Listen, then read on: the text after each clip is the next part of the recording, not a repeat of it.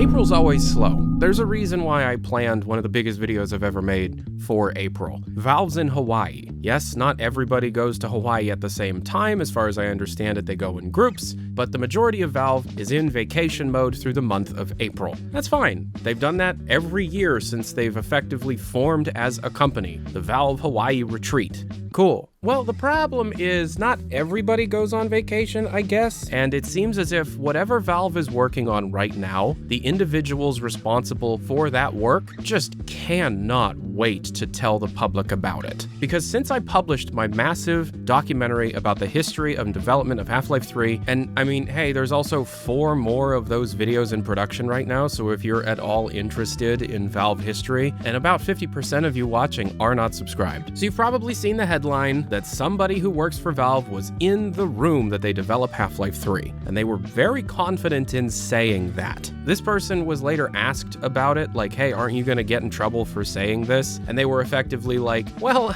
I don't know. I mean, how do you know I'm telling the truth? And that's fine, whatever. This isn't the first time that this has happened. In fact, lately it seems as if the team is just itching to start talking about this stuff. During the production of the documentary, there was a chat thread. There was a conversation about Half-Life, and people started talking about how they're excited for Half-Life 3. An individual who works at Valve started talking on this topic and was trying to be a bit argumentative about, how you can't always believe every rumor that you hear. Through trying to create a defense of that topic, they end up saying way too much. Once again, doing that whole, oh, I was in the room where Half-Life, they're saying too much. But this is like fringe stuff. But even like established Valve people whom you know are also saying too much. So for example, this is Ben Burbank. This person was working at Capo Santo and was hired at Valve after Firewatch came out, and they worked on Half-Life HLX, and they gave a couple of talks about the development of games that they have created. And in these talks, they've talked at length about the experiences that they've had at Valve. During one of these talks, Ben Burbank said, largely I work on gameplay systems here at Valve, which is what does a player do? What does an NPC do? What makes a spark happen when a guy flips a lever in a map? That also, it can include like complex game systems, like how does water behave, or how does a physics system work when gravity rules change? Right, so Valve has never shipped a game that involves changing of gravity. However, as we've discussed in the past, HLX has systems related to changing of gravity. Also, they talk a lot about the development of Half-Life HLX. This is unrelated to HLX, but one of my favorite topics is the development of Half-Life HLX, because there was an entirely different, almost completed game that Valve made that they ripped the whole story out of and rewrote it from scratch. I am so interested in seeing that one day. Hopefully, fingers crossed, that is my dream piece of material, is the version of Half-Life HLX from before they completely rewrote the story. He actually talked about that a bit.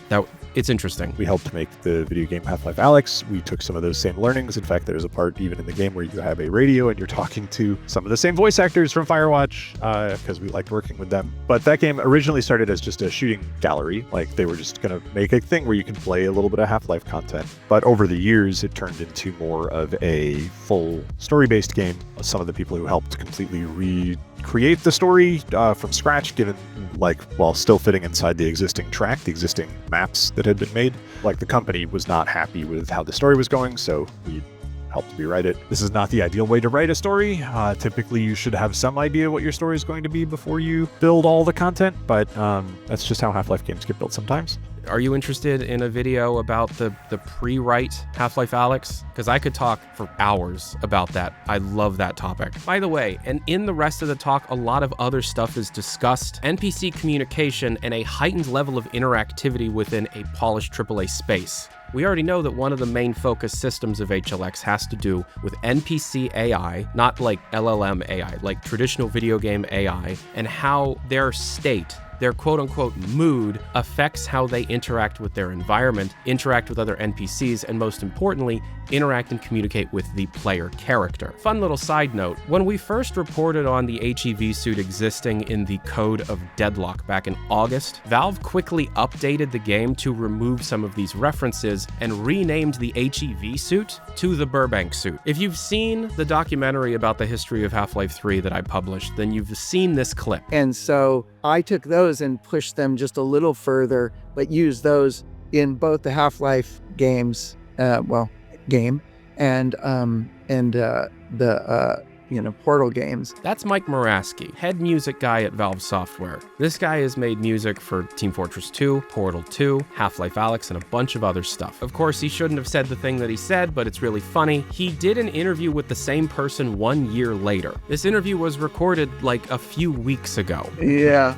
Although I have a playtest in like 2 minutes, so... It should also be stated that Mr. Moraski has gone on the record and said that he has nothing to do with the music or sound effects of Deadlock. I mean, if we're gonna keep adding fuel to this fire, this is a 22-year-old Ars Technica forum account. Over 4,500 posts. This is one of the oldest accounts on that website, and is likely a person that hasn't been spending their last 22 years making crap up. Quote, I know a few people who work at Valve. Not a single one of them has said anything specific that would threaten their NDA, but this past 2024, a couple of them, without even the slightest mention from me, seemed to be bubbling to bring up the topic in an offhand manner. No time frame, not a single comment of any real substance, but I'm not imagining their cloaked enthusiasm in both cases. They randomly, out of the blue, brought up the subject of Half-Life 3. This is an account that was created in May of 2002. All of this is meaningless in the grand scheme of things. I don't think there is more I can do,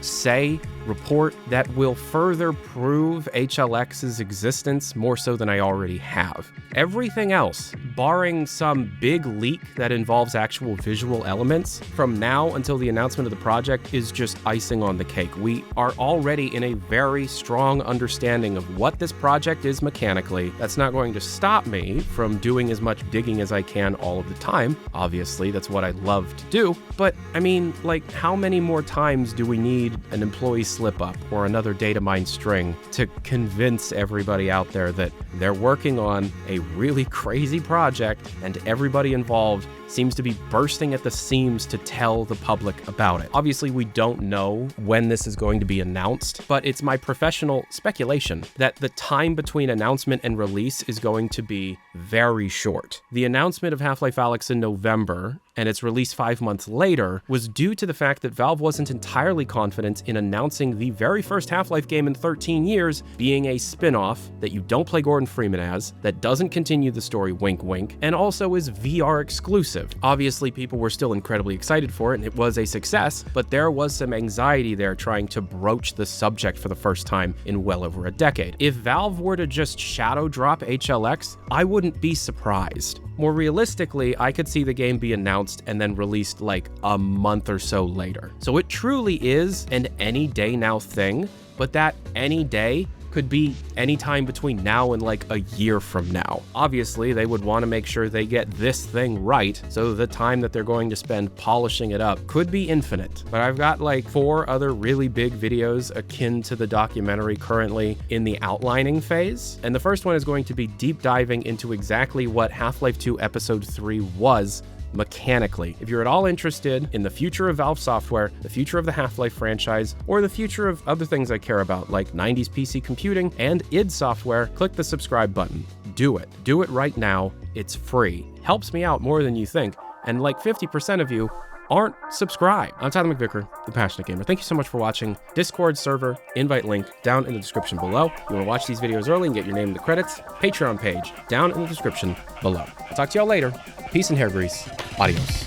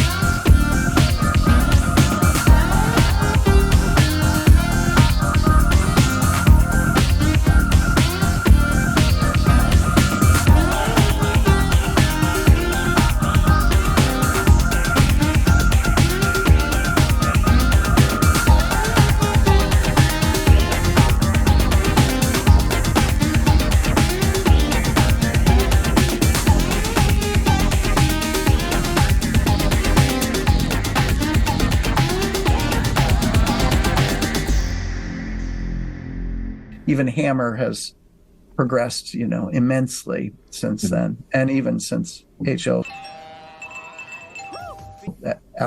Half-Life Alex has come out. So